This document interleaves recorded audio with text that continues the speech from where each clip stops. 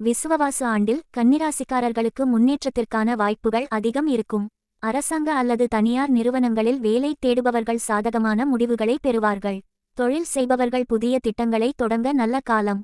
லாபகரமான ஒப்பந்தங்கள் கிடைக்கும். உயரதிகாரிகளின் ஆதரவு கிடைக்கும். புதிய வேலை வாய்ப்புகள் கிடைக்கும். இந்த ஆண்டு பொருளாதார முன்னேற்றம் மிகுந்ததாக இருக்கும். நிலுவை பணங்கள் வசூலாகும். வங்கியில் சேமிப்பு அதிகரிக்கும். வீடு வாங்க அல்லது புதிய சொத்து முதலீடு செய்ய நல்ல காலம். அலட்சியமாக கடன் வாங்குவதை தவிர்க்கவும். கணவன் மனைவிக்கிடையே நெருக்கம் அதிகரிக்கும். காதலர்கள் உறவில் நிலைத்தன்மை வரும். திருமண பேச்சு சாதகமாக முடியும். குடும்பத்தில் மகிழ்ச்சி அதிகரிக்கும். பிள்ளைகளின் முன்னேற்றம் உறுதியாகும். திருமணத்திற்கான வாய்ப்பு அதிகம். உடல்நிலையில் கவனம் தேவை.